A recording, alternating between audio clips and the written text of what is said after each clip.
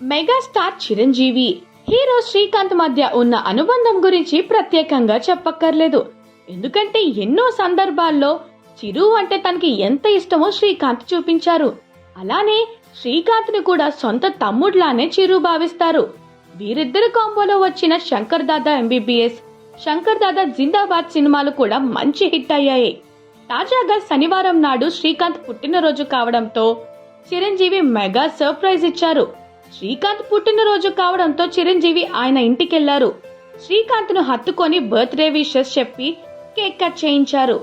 ఆ తర్వాత ఇద్దరు సరదాగా మాట్లాడుకుంటూ శ్రీకాంత్ ఇంట్లో ఉన్న ఫోటోలు, అవార్డులు చూసి జ్ఞాపకాలను గుర్తు చేసుకున్నారు.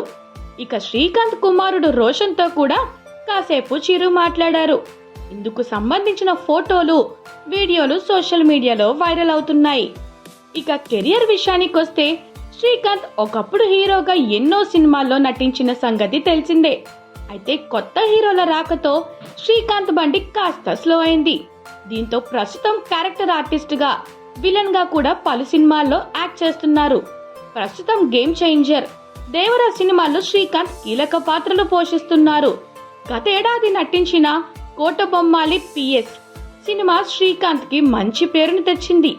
చాన్నాళ్ల తర్వాత పర్ఫార్మెన్స్ కి స్కోప్ ఉన్న ఒక మంచి పాత్రలో శ్రీకాంత్ మెరిశారు. మరోవైపు మెగాస్టార్ ప్రస్తుతం విశ్వంబర సినిమాతో బిజీగా ఉన్నారు. బింబిసార ఫేమ్ వశిష్ఠ దీనికి దర్శకత్వం వహిస్తున్నారు. త్రిష ఇందులో హీరోయిన్ గా యాక్ట్ చేస్తుంది. ఫ్యాంటసీ అడ్వెంచర్ థ్రిల్లర్ గా ఈ సినిమాను రూపొందించబోతున్నారు. ఇందులో భీమవరం దొరబాబుగా చిరు కనిపించబోతున్నట్లుగా టాక్. ఈ చిత్రంలో త్రిషతో పాటు సురభి, ఈషా చావ్లా, రమ్య పసుపులేటి కూడా కీలక పాత్రలు పోషిస్తున్నారు. అలానే ఇందులో విలన్ గా రావు రమేష్ యాక్ట్ చేయబోతున్నారు. హైదరాబాద్ లో ఇప్పటికే కొన్ని కీలక సన్నివేశాలు, సాంగ్ షూట్స్ చేశారు. యూవీ క్రియేషన్స్ బ్యానర్ పై ఈ మూవీని భారీ స్థాయిలో నిర్మిస్తున్నారు. దీంతో ఈ చిత్రంపై గట్టిగానే నమ్మకాలు పెట్టుకున్నారు మెగా ఫ్యాన్స్. ఎందుకంటే చిరు రీసెంట్ మూవీ బోలా శంకర్ డిజాస్టర్ అయింది. మెహర్ రమేష్ డైరెక్ట్ చేసిన ఈ చిత్రం ఫ్యాన్స్ ను ఏ మాత్రం ఆకట్టుకోలేకపోయింది.